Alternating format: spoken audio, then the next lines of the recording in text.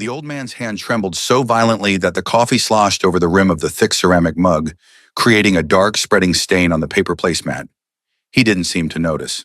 His gaze was fixed on the condensation trailing down the diner window, his eyes a watery, faded blue, like a sky bleached by too many summers. "Dad, drink it." The voice was sharp, a chisel chipping away at the morning's quiet hum.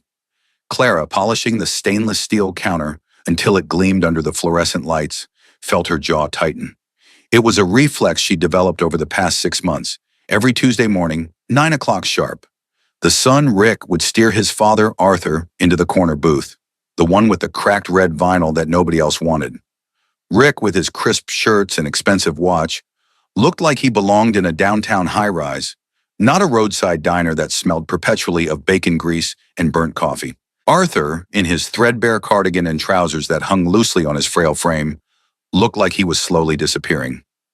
"I'm not thirsty," Arthur murmured, his voice as thin as onion skin. "You ordered it. Don't waste money." Rick didn't look up from his phone. His thumb swiped impatiently across the screen. He took Arthur's hand, the one not trembling, and wrapped the old man's fingers firmly around the mug. "Just drink it." The gesture wasn't gentle. It was an act of puppetry, of control. Clara saw Arthur flinch, a tiny, almost imperceptible movement, but she saw it. She had learned to see the small things. It was her job, in a way. She knew who liked their coffee black, who needed extra napkins for their kids, and who was having a bad day just by the way they slumped onto a stool. With Arthur and Rick, the small things screamed. She walked over, her own coffee pot in hand, a practiced, neutral smile on her face. "More coffee, gentlemen?" Rick grunted without looking up. Arthur, however, lifted his head. For a fleeting second, his eyes met hers, and in them, Clara saw a desperate, silent plea. It was there, and then gone, extinguished as quickly as a match in the wind. He pulled his hand back from the mug and folded it in his lap. "He's fine," Rick said, finally glancing up at her. His eyes were cold, assessing. "Just the check." Clara nodded, her smile feeling brittle. She retrieved the check and placed it on the table. As always, Rick pulled out a wallet from his father's jacket pocket, removed a debit card with Arthur Penske printed on it, and tapped it on the portable machine she held.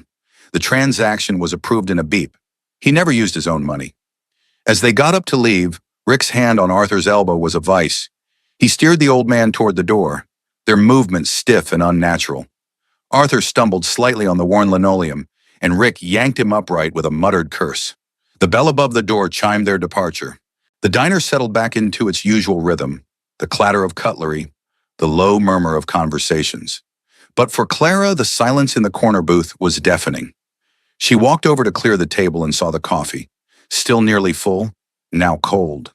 The dark stain on the placemat looked like a wound. At the end of the counter, a man built like a refrigerator watched her. His name was Bear.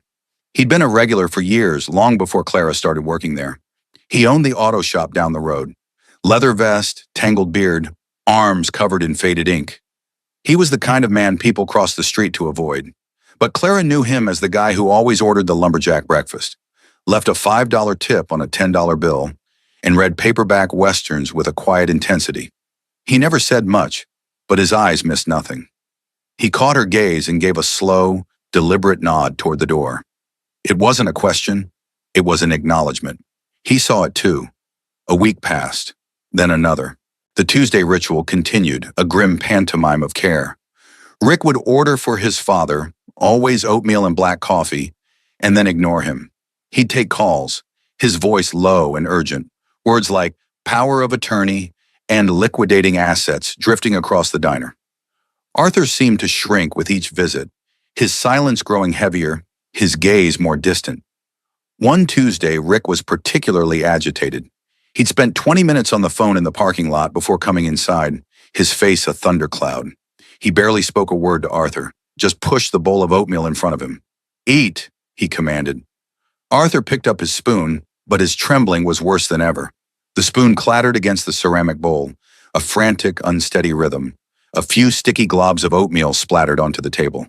"For God's sake, can't you do anything right?" Rick hissed, his voice a venomous whisper. He grabbed a napkin and wiped at the mess with rough, angry strokes. "It's like feeding a baby." Clara felt a hot spike of anger in her chest. She started toward the booth, a dozen sharp retorts on her tongue. But then she saw Arthur's face. It was ashen, his eyes wide with a mixture of shame and fear. He looked directly at her, and this time the plea was unmistakable. Don't! She stopped, rooted to the spot, her heart hammering against her ribs. What could she do? Call the police? On what grounds? A son being rude to his father? They'd laugh her out of the station. Adult protective services? She had no proof, just a gut feeling, a collection of wrong moments that felt like a ton of bricks in her stomach. The universe seemed to give her an opening a few minutes later. Rick's phone rang again, and he stood up abruptly. I have to take this. Don't move, he ordered Arthur, as if the old man were a dog, and stalked out the door. Clara moved instantly. She grabbed the coffee pot, a ready-made excuse, and went to the booth. Everything okay here, Arthur? She asked softly, keeping her voice low. The old man looked up, his eyes swimming with unshed tears. He's just stressed, he whispered, the words catching in his throat. He has a lot on his plate. He shouldn't take it out on you, Clara said, her voice firmer than she intended. Arthur's hand shot out and gripped her wrist. His touch was surprisingly strong, a wiry, desperate strength. Please, he begged, his voice cracking. Don't say anything. Please, miss. He's all I have. My wife is gone. He's my boy. You'll just make it worse. Promise me you won't say anything. Clara looked into his terrified eyes, a window into a private hell she could only imagine. He wasn't asking for help. He was asking for her silence. He believed his survival depended on it. In that moment, trapped by the raw fear in his gaze, she felt her resolve crumble. What right did she have to interfere? To potentially shatter the only family this man had left? I promise, she heard herself say. The words tasted like ash. He let go of her wrist, his shoulders slumping in relief. Thank you, he breathed. You're a kind girl.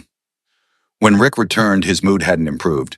He paid the bill with the familiar tap of his father's card and herded Arthur out of the diner. Clara watched them go, the weight of her promise settling on her like a shroud. At the counter, Bear closed his book. He laid a 20 on the counter, more than enough for his bill. As he walked past her, he paused. A promise made under duress ain't a promise, he said, his voice a low rumble. He didn't wait for a reply. He just walked out, the bell chiming his exit. His words echoed in her mind for the rest of the day. A promise made under duress. Was that what it was? She had looked into a man's eyes and agreed to be a silent witness to his slow erasure. Every time she closed her eyes, she saw Arthur's face, the terror, the resignation. Have you ever been in that position, caught between wanting to help and being asked to stay away? It's a special kind of helplessness, a feeling that your good intentions are a weapon that could backfire. If you've ever felt that, you know the war that was raging inside Clara. Drop a comment below and tell me what you would have done, because sometimes the right path is the one that feels the most terrifying. The following Tuesday, they didn't come. Clara found herself watching the door, a knot of anxiety tightening in her stomach with every passing minute. 9 o'clock came and went, then 10. They never came. A week without seeing them should have been a relief. Instead, it felt like a premonition. The next Tuesday, they were back, and it was worse. Arthur had a dark purplish bruise on his cheek, just below his eye. He kept his head down, his gaze fixed on the table, as if he could will himself invisible. Rick was oddly cheerful, a brittle, manic energy crackling around him.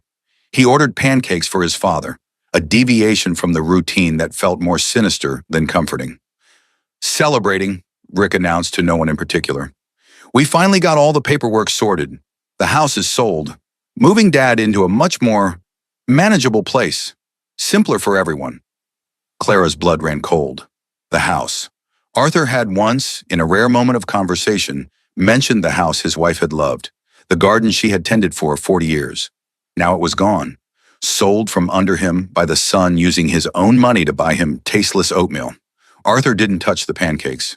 He just sat there, a ghost at the table, while Rick cheerfully detailed the logistics of the move, the efficiency of the sale. When it was time to leave, Rick pulled out the debit card as usual, declined. Rick's cheerful facade vanished. He scowled at the machine. Try it again. Clara ran it again. Declined. What the hell? Rick muttered, snatching the card. He looked at the name, then at his father. Did you do something? Did you call the bank? Arthur shook his head, looking bewildered and scared. No, Ricky, I didn't do anything. Useless, Rick spat. He pulled out his own wallet, slapped a card onto the machine with a frustrated sigh, and paid. The act of using his own money seemed to infuriate him. As he got up, he grabbed Arthur's arm, his fingers digging into the old man's bicep. We're going to the bank, right now, he snarled, pulling Arthur from the booth. Arthur cried out, a small, sharp sound of pain. And that was it. The sound broke something inside Clara. It severed the last thread of the promise she'd made, a promise made under duress. Bear's words came back to her, not as an observation, but as a command. She looked past the unfolding horror at the booth, and her eyes locked with Bear's at the counter. He was already standing. He hadn't been reading his book today. He had just been watching, waiting. His expression was grim, resolute. He knew. Clara took a deep breath, her heart a frantic drum against her ribs. She wiped her hands on her apron, a meaningless, automatic gesture. Then she started walking toward the counter. Every step was a conscious decision. The floor felt both solid and miles away. The sounds of the diner faded into a dull roar in her ears. There was only the man at the end of the counter, a mountain of leather and denim who represented her only hope. She stopped in front of him. His sheer size was intimidating. He could have crushed her with one hand. But when he looked at her, his eyes, nestled in a web of wrinkles, were clear and steady. I need help, she said, her voice barely a whisper. It was the hardest sentence she had ever spoken. It was an admission of her own failure, her own fear. Bear didn't answer right away. He just looked at her, his gaze searching her face. He saw the terror there, but he also saw the resolve that had finally broken through it. Tell me everything, he said. His voice was calm, a deep, grounding rumble that cut through her panic, and so she did. Standing there by the humming pie case, she told him everything. The trembling hands, the whispered insults, the debit card, the fear in Arthur's eyes, the promise, the bruise. The words tumbled out of her, a dam of silence breaking. She didn't cry. She was too far past tears. This was a cold, hard knot of certainty. Bear listened without interruption. He didn't nod, didn't grunt. He just absorbed it all, his expression unchanging. When she finished, the diner was quiet again. She felt exposed, raw. Had she made a mistake? Would he tell her it was none of her business, to leave it alone? He set his jaw. What's the son's name? Rick Pensky. And the old man is Arthur. Yes. He pulled out his phone, a sturdy, scratched-up device. He tapped the screen a few times, his large fingers surprisingly deft. He made a call. Spade, he said into the phone. It's me. I need you and Hammer at the shop. 10 minutes. He listened for a moment. No, it's not a bike. It's a man. He hung up. He looked back at Clara. They'll be back, he said. It wasn't a question. The bank is just down the street, she said, her voice shaking slightly. They'll probably come back this way. Good. He looked around the diner, his eyes cataloging the layout. The booths, the doors, the parking lot visible through the large front window. He was a general surveying a battlefield. When they come back, you do nothing. You serve them coffee. You act normal. You understand? Clara nodded, her throat too tight to speak. We'll handle it, he said, and in his voice, there was not a hint of doubt. He placed another 20 on the counter. For the trouble. He walked out the door, the bell sounding a note of finality. Clara stood there for a long moment, her breath catching in her chest. She had just put her faith in a man named Bear and his friends, Spade and Hammer. She had taken a family matter and handed it to a biker gang. A wave of nausea and fear washed over her. What had she just done? She could lose her job. She could get hurt. Worse, she could make things 100 times worse for Arthur. But then she remembered the old man's cry of pain, and she knew she had done the only thing she could. The next hour was the longest of her life. She went through the motions, refilling coffee, taking orders, wiping tables. But her mind was elsewhere. Her eyes kept straying to the window, scanning the traffic. Every car that slowed down made her heart leap. Then she saw it. Rick's sleek, dark sedan pulled into the parking lot. It parked in the same spot as always. Clara's hands started to tremble. She gripped the edge of the counter, her knuckles white. Act normal. The bell chimed. Rick stormed in, dragging Arthur behind him. Rick's face was a mask of pure fury. Arthur looked smaller and more terrified than ever. They slid into the same booth. "Coffee!" Rick snapped at her, not even looking at her. Clara took a shaky breath and grabbed the pot. Her hands were slick with sweat. As she approached the table, she saw them. Through the window, a trio of motorcycles had pulled silently into the parking lot, flanking Rick's car. They were large, black, and menacing. Bear got off his bike, followed by two other men, just as large and just as imposing. They didn't look at the diner. They just stood by their bikes, arms crossed, waiting. Clara poured the coffee, her hand miraculously steady. Rick was ranting at his father, his voice a low, vicious tirade. "The account is frozen. Frozen! Because of a suspicious activity flag. Did you say something to the teller? Did you?" "No, son, I swear," Arthur pleaded. "I didn't say a word." "Someone did. Someone is sticking their nose where it doesn't belong." His eyes darted around the diner, full of suspicion. They passed over Clara, then over the few other patrons. The bell on the door chimed again. Bear filled the doorway.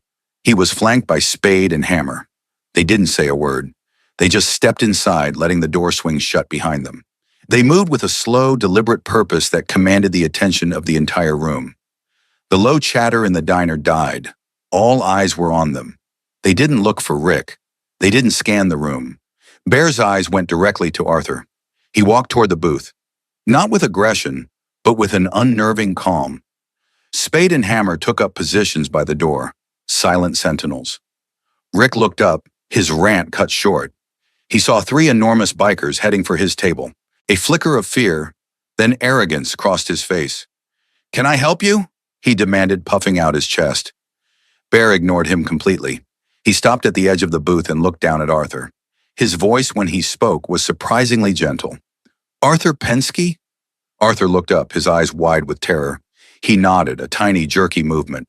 "My name is Bear," he said calmly. "My friends and I were wondering if you would care to join us for a hot meal. On us. We have a table waiting for you at a different establishment." Rick shot to his feet. "Who the hell are you?" "This is my father. We're busy. Get lost." Bear still didn't look at him. His focus remained entirely on the old man. "Sir," he said to Arthur, his voice resonating with a quiet authority, "you have a choice. You can stay here with him, or you can come with us. We have a warm place for you to stay, no strings attached. A phone you can use. People who can help you figure out your options. The choice is entirely yours. No one will force you to do anything." Time seemed to slow down.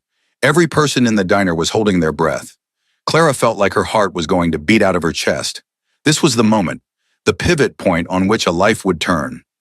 Rick's face was turning a blotchy red. "He's not going anywhere with you freaks. He's my father. He has dementia. He doesn't know what he's saying." "He looks like he knows exactly what's happening," Bear said, his voice dropping an octave, a low growl of warning. For the first time, he turned his head and pinned Rick with a glare that could have frozen fire. "And I'm asking him, not you." He turned back to Arthur. "Arthur, what do you want to do?" Arthur looked from Bear's calm, patient face to his son's contorted mask of rage. He looked at Rick's hands, clenched into tight fists. He looked at the bruise on his own cheek, reflected faintly in the diner window. He looked over at the counter and saw Clara, her face pale, her eyes begging him to be brave. Slowly, millimeter by millimeter, Arthur began to move. He put his trembling hands on the table and pushed himself up. It was a monumental effort.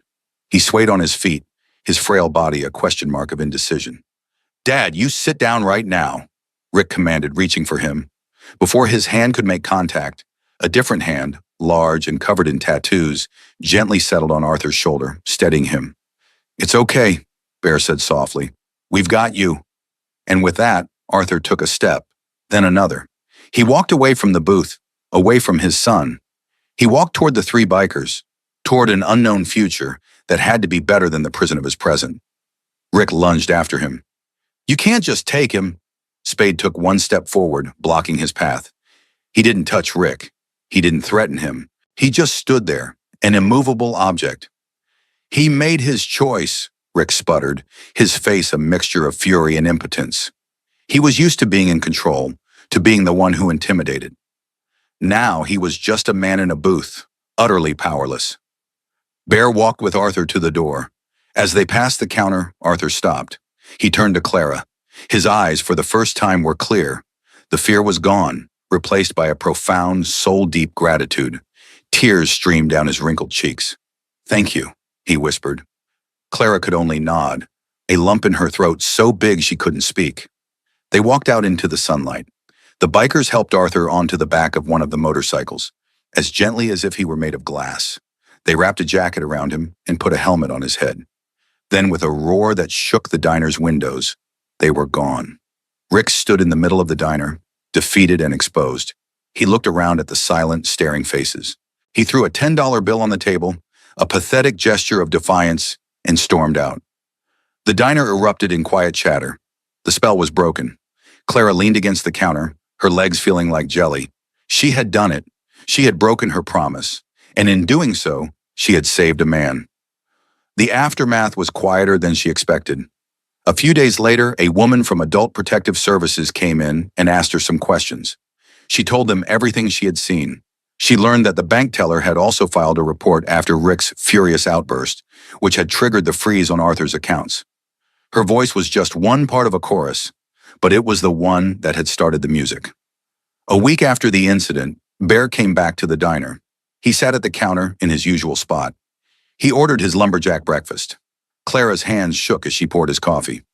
"He's safe," Bear said, without her having to ask. "He's staying with my sister for now. The lawyers are involved. Looks like Rick has been draining his accounts for years. The house sale was the last straw." "Is he okay?" Clara asked, her voice small. "He's shaken, but he's sleeping through the night for the first time in a long time. He asked me to thank you. Said you were the first person who really saw him." Tears welled in Clara's eyes. "I almost did nothing." "Almost," Bear said, looking her straight in the eye. "But you didn't. That's the part that matters." From that day on, something changed in the diner. It was subtle. Bear and his friends from the auto shop started coming in more regularly. They weren't loud or disruptive. They were just present. Their presence was a quiet declaration. This place was protected. Clara no longer felt like just a waitress. She felt like a guardian, a sentinel. She had found her voice, and it was stronger than she had ever imagined. Months later, Arthur came back.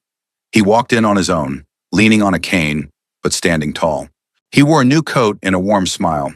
He sat at the counter, not in the corner booth, and ordered a slice of apple pie. He told Clara about his new apartment, a small place in a senior community. He was making friends. He had joined a chess club. He was living again. He became a new kind of regular. He'd come in once a week, always sitting at the counter, and chat with Clara while he had his pie. He never mentioned Rick. He only talked about the future. Years passed. The diner remained, a constant in a changing world. Clara eventually became the manager. Bear's hair and beard turned more gray than black, but he was still a mountain of a man. Their friendship was an unspoken, solid thing, forged in a moment of shared courage. Sometimes she thought about that promise. The one she had made to Arthur in a moment of fear and uncertainty. She had broken it, and it was the best thing she had ever done. She learned that some promises are cages, and that true kindness isn't always about keeping your word. Sometimes it's about having the courage to speak for those who can't. One person paying attention. One person choosing to act. That's all it takes to change a world. Maybe not the whole world, but Arthur Penske's world. And that's more than enough. So if you see something, trust that feeling in your gut. You might be the only one who notices. You might be the only one who can make a difference. Be the person who sees. Be the person who isn't afraid to tell a biker. Your courage could be the miracle someone is praying for. If this story touched you, hit that like button, subscribe for more, and share it with someone who needs to hear it. You never know whose life you might change.